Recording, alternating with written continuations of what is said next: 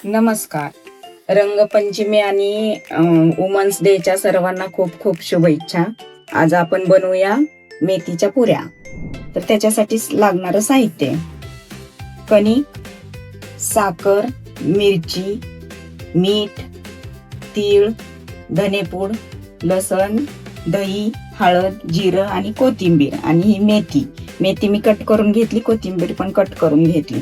तर त्याच्यासाठी आधी आपण पहिले 2 मिरच्या, थोडस जिरं आणि थोडासा लसण आणि थोडं मीठ हे आधी आपण ठेचा करून घेतोय.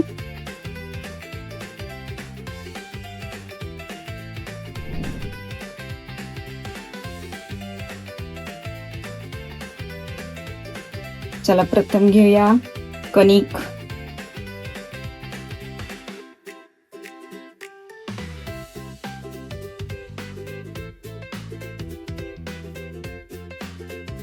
मेथी,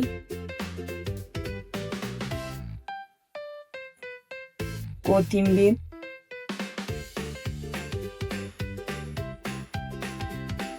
हळद, तीळ जरा असे टाकले थोडे जास्त तर चालेल, कचकच छान लागतात ते. धनेपूड,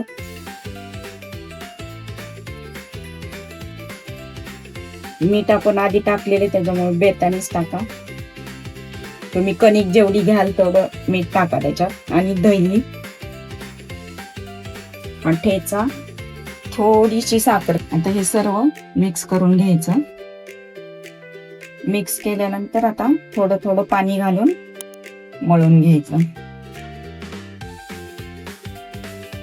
हे असं घट्ट मळून घ्या. थोडासा तेलाचा हात लावायचा.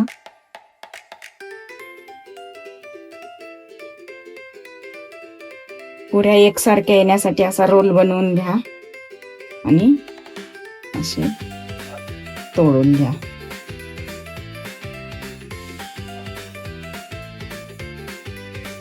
चला आता आपण पुऱ्या करायला घेऊया. पहिले गॅस चालू करा.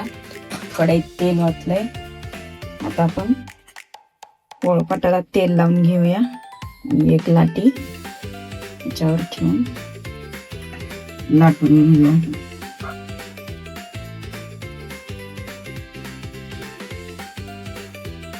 हे अशी लाटून घ्यायची. मी आधीच 5 पुऱ्या लाटून घेतल्या. आता तेल तापल्याच्या नंतर आपण तळून घेऊया. चला तर मग आता आपण पुऱ्या तळून घेऊया.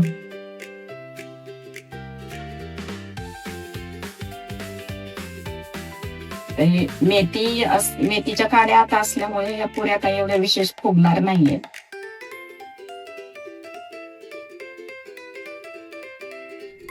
चला तर मग आपल्या गरम गरम पुऱ्या तयार आहेत.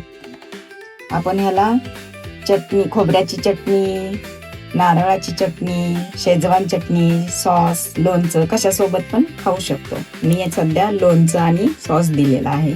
तरी आपल्या पुऱ्या रेडी आहेत. खा आणि स्वस्त रहा. श्री स्वामी समर्थ.